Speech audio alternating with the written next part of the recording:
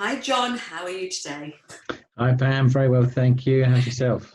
I've been, like I said, I've been in a kind of a unusual headspace this week, and I think my whole family's feeling really bored, and my relationship with my husband has been strained a little bit, to say it nicely. Okay, Yeah, okay. it's been yeah. So I thought a really great topic. I looked at your article that you wrote, which is things Mm, to do for a healthy relationship. Even though you didn't write it for this present situation, I think it's mm, great to talk about it and see if you can adapt it to help people to create that kind of relationship at this present moment. Because I think this week, like I said before, people have gone on holiday in their heads, and this week it's like, okay, well, I'm back now from holiday in my head. mm. Now, what do I do? And it's kind of boredom has kicked in. But I think next week is going to be when people are really going to start feeling the strain. I think so. I think it's been a couple of weeks now, and Yeah, like you said, holiday period is over. It's yeah, take your foot off the gas for a little while. Now it's like I'm a bit lost. And we're spending so much time with people that we're probably not spending that much time with. So I think you're right. Next week, over the next week or so, it's going to start to really strain on people. yeah, I think so. So let's talk about this really great article. I love the article because it was really straight to the point. It was divided up and it was really easy to read. You know, sometimes when we talk to therapists, they use these long words and stuff, but you Hmm. really like, you've made it really easy to understand. So you've talked about the first bit. You've talked a little bit about every relationship needs a bit of working on, which is true. Some people don't do it and some people do it. And then Yeah. you've gone on to say one of the most common things that affect a relationship is a negative way, is the way we learn to expect from each other. Mm, Let's, at this present moment in time, there's going to be some expectations from couples to each other. So let's talk a definitely. little bit about that. Yeah, so we are when we're with somebody, and not just because we're with somebody, but as we grow up, we have expectations of relationships. But we also, when we're with someone, we think we know what they think, and we think we know what they feel. So therefore, we interpret all the information that comes back to us on what we think we know, and we don't know most of the time. Um, and most of the time, we don't actually express either what we want or what we really need. And most people don't do that. That's not a level of communication that generally couples do. So it's really important that we drop the expectation in this, especially under this kind of lockdown isolation, because again, we're going to keep guessing or assuming that we know what the other person's feeling, what they're thinking, why they're doing what they're doing, what they need, and we don't know that. And so we really need to check in with each other at this time to say, okay, how can I help you? How can you help me? What do you really want? Do you want a cuddle? Do you want me to tell you it's going to be all right? Do you want me to hold your hand? Do you want me to go for a walk with you? Do you want some space? What is it that what is it that you need? And we need to lose those expectations. If you think that someone should be doing something, then it's an expectation. That's what I'm like at the moment. Yeah. I'm like that at the moment with my husband. I'm like, hold on, you should know to help me with whatever I'm doing in the household. You should know that I need the ironing's got to be done. Like, can you carry the basket upstairs? You should know these things. I'm already thinking, why don't you know this? Yeah. So what I would suggest is you take your shoulds Yeah, and do this okay. and Chuck, throw them away. chuck them out the window, yeah? Exactly. Just get rid of them. Right, what can I replace that with? I know you're saying that it's good to have that conversation, but at this present moment, I can't get through to my husband because I think he's gone in his cave. I think he's disappeared in his head somewhere. So, it's really, I don't even know how to approach that kind of conversation. So Hmm. what would be the best way if people are listening and their partners, I mean, it could be, I mean, what do women do? Women start, what's the theory? I forgot the theory. Men go into their caves and what do women do? I forgot. They'll start coming out a little bit more, and Giving again, it. yeah, depending on what your own stuff is. I Yeah, mean, some women will shut down as well as men will shut down. yeah. But it's general that, and then you'll start to approach. If someone starts to back away, we have a tendency to want to approach them more. Uh, Um, and then again, because we've got this big bag of shits, we start to look at them in a very negative light because we are feeling neglected or rejected, and we need to kind of really step out of that space. Everyone's going to be struggling in their own way at this moment, and we need to approach them in that way. How would you approach someone that you thought was struggling? Well, I'd just ask them, are they okay? Yeah, I mean, it's quite simple, really. It's just showing some care, some compassion, and some understanding. Again, you know, every relationship dynamic is very different, so that's not always going to be received very well. But yeah, do you need some space? How can I help you? Yeah. Can I help you in this situation, or do you need me to give you some space? Again, every relationship's different, but it's about showing some care and understanding rather than going down the route of the shoulds and all the frustrations that come along with those. Yeah. I think there is a lot of the shoulds going about, because, you know, I had a phone call with somebody and he was saying about his wife, you know, why don't she get me? I just need to go upstairs to the attic and switch myself off. You know, why don't she get it? So, you know, there is a lot of shoulds, you know, why don't they just get it? We're thinking that the other person should mind read and get to know what's going on in our own heads, you know, and vice versa, without us even knowing we're doing that. But you know what I find with couples, John? I mean, you know, because I'm in this and I've done self-development for 25 years, I find that couples, they don't really communicate. No. They don't have these conversations. They don't. They assume a lot. They go into this space of what they believe to be what's going on. But we don't know what's going on for the other person. But like you said, we don't sit down and have that time and say, how are you feeling?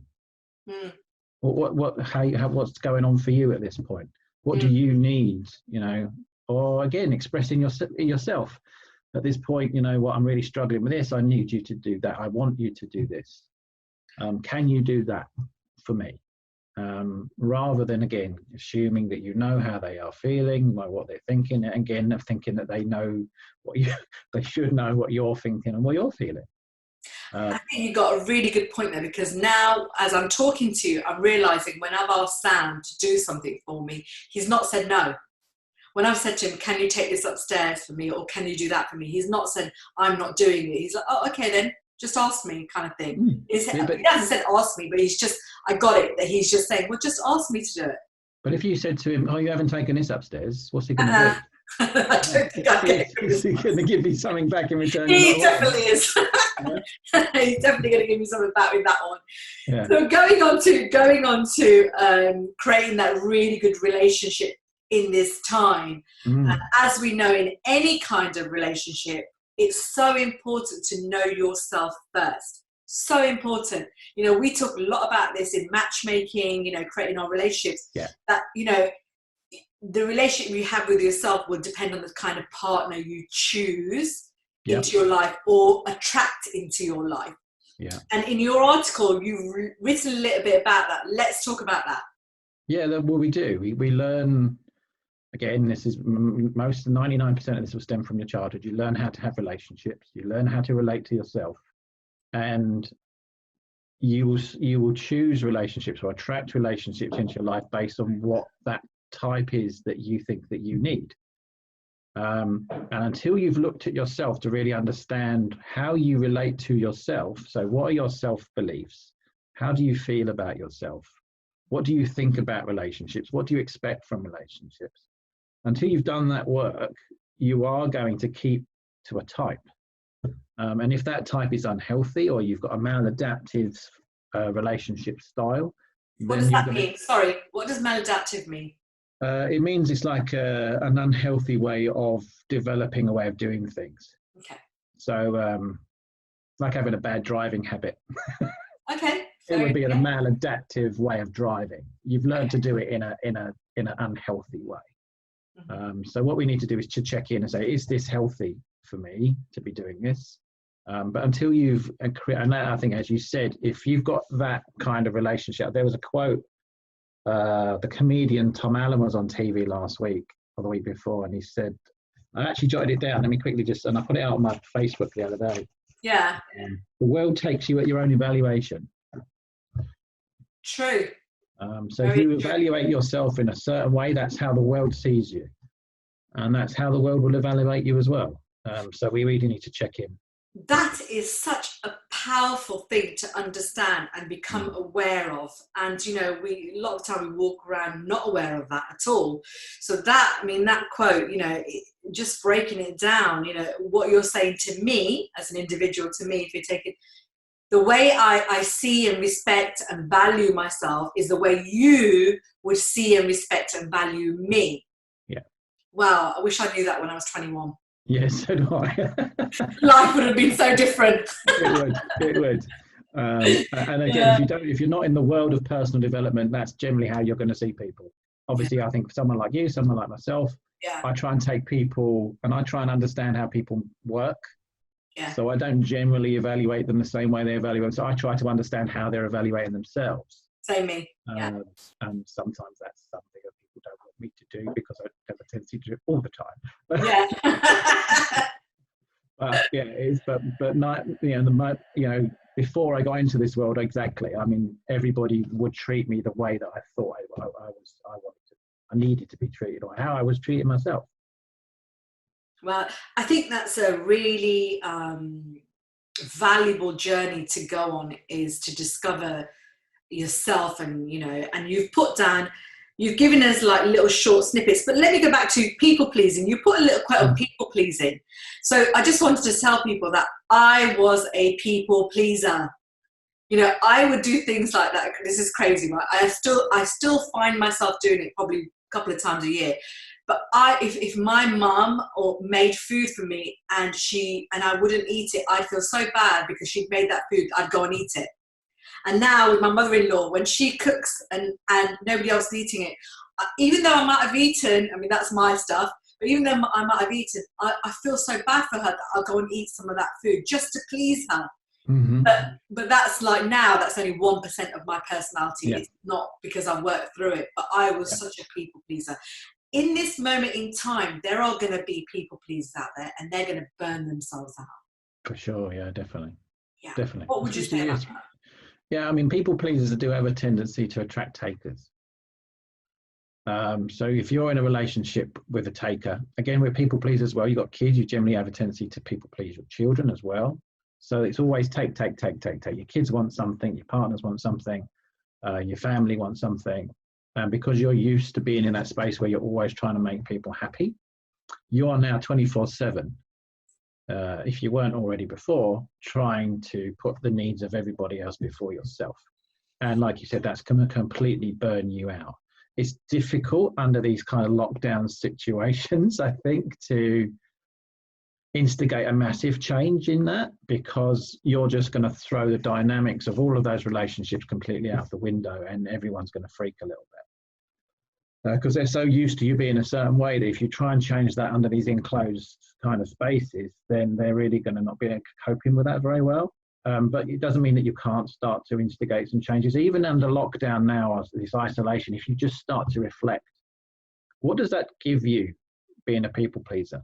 What need are you meeting by doing that? Because it's a need within you. You learned to do that again as a kid, probably because your parents were quite miserable, or they had something wrong with them, or you didn't feel like anything you ever did was good enough, so you kept trying to do more and more and more to try and make them happy, or to care about you, to give you some attention. So this will be a maladaptive pattern that you picked up in childhood. You don't have to keep doing this. Yeah, I mean, I've stopped it. I did it because my parents really wasn't there. They were constantly in the business and I never saw them. So when they were around me, I wanted their attention. I just wanted them to see me. So I would do whatever it took so they would recognize me and, see me. So that, but, like I said, that's like 1% of my personality now. I have strong boundaries and I don't take no more. I was going to say that word, but I won't. I don't take any more rubbish. Better word to put it.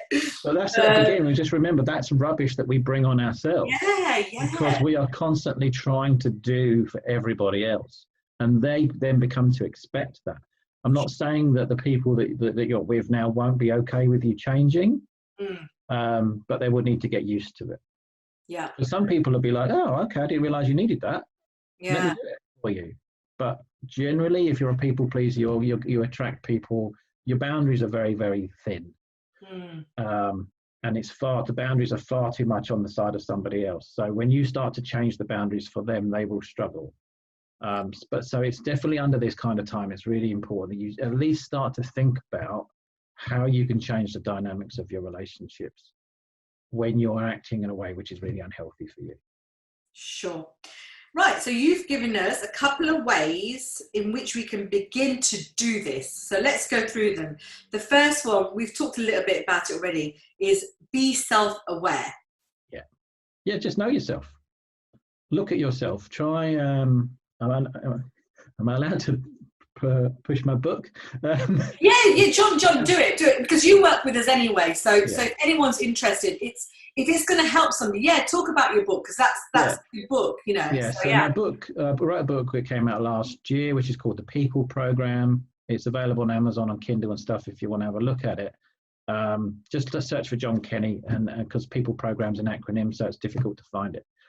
In the book, I talk about my life story, how I developed as a human being, how I developed my self-belief systems, my relational belief systems. And then the second half of the book is like a 6-part coaching program, the People Program itself. And it gets you to ask yourself the questions that I asked myself in order to come to those conclusions that I made. So again, if you've got the time just to do a little bit of self-reflection, it might be worth just looking at my story and saying, okay, how can I relate to John's story? And then at the back, there are specific sections for you to work through to say, okay, how do I figure myself out? But any kind of self-development book which helps you to work on your self-awareness, finding the right questions to ask yourself to understand your past, where you come from, why you think and feel and do what you do. Yeah.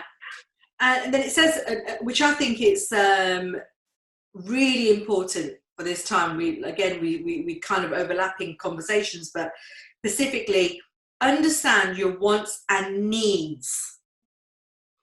So what would you say about that? That's part of discovering yourself. Yeah, so most people don't think about what they want. They think about what they don't want. So they keep finding all the things that they don't want because that's all they're ever looking for. And also the needs. So what is my need? So your need to people please. My need to people please came from my childhood. Yours was about trying to get attention from your parents. Mine was very similar. I wanted to be the good kid. So my parents were very miserable because of the state of their relationship and everything else.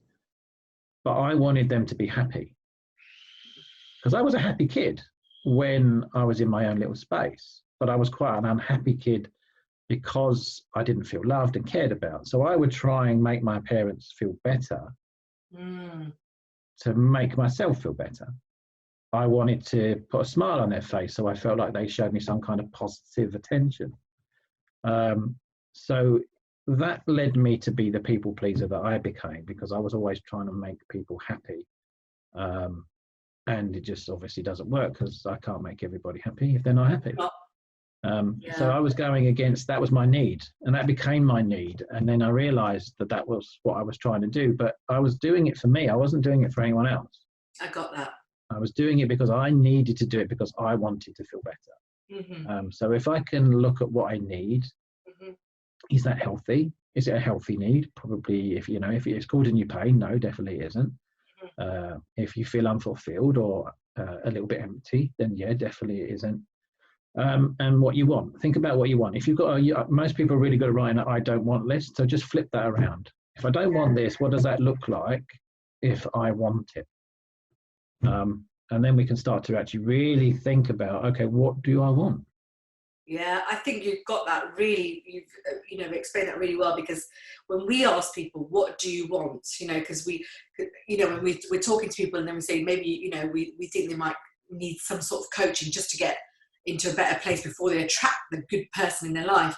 And when we ask them, people really don't know what they really truly want within themselves, because I think there's been layers put down, and like you said, the needs, it's constantly trying to feed your own need all the time, that they never questioned it. They've never opened themselves up to even ask that question.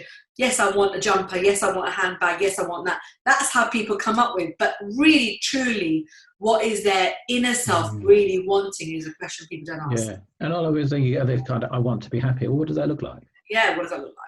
So, and again, we come back to those kind of ideas, the shoulds. You know, we follow societal stuff. So we grow up, you go to school, you go to college, you get married, or you buy a house, you get married, you have kids. Is that what you want? Is that what you think you should do? Is that what the pattern that you think you should follow? What are your, I think it says something in an article about your values and principles. yeah. You know, we grow up being told what our values and principles should be based on generally what our parents or our primary caregivers or what our school tells us is what we should be following. What are your values? What are your principles? How do you fulfill those? How do you feel congruent within yourself that you're living an authentic life? And these are lots of things that are quite difficult to come to an answer to, but most of us don't ever think about it anyway.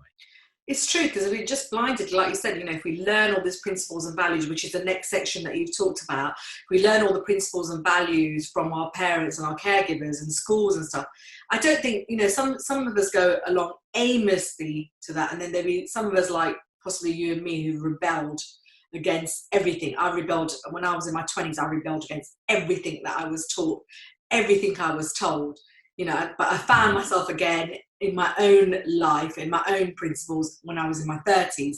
But in my 20s, mid-20s, I rebelled completely, because I just thought these don't fit into who I am as a person, and constantly trying to be the should person, got to be the good girl, got to do this. It was a constant battle within myself, which caused me a lot of depression and, you know, isolation in my own internal self. So yeah, I mean, getting to know that is such an important time, and people have got time to think now. Yeah, and there is so much stuff that you can, I mean, don't obviously watch everything because it'll confuse you, but there is so much out there on helping you to look at you, to understand yourself. There is a lot of YouTube videos, again, but pick what's right for you. Think what does resonate with you. Don't just do what everybody tells you to do. If they're telling you what to do, it's probably not a good thing. But if there's something out there you can look at, read, listen to, that's going to help you to explore yourself, then I would suggest that while you've got the time to do that, then do it. That's, yeah, definitely. We're going to carry this conversation in our next session we do. And so people, if anyone's listening, there is a lot more we're going to talk about. We're going to talk about do it because you want to do it, learn about each other, communicate. So there's lots of sections to what we've talked about today, getting to know and being in a healthy relationship, get to know yourself and being in a healthy relationship. So we'll continue that next time. But thank you again for today, and we will speak again soon. You're very welcome. It's lovely to see you again, and I'll speak to you again soon. Thank you. Bye for now. Bye.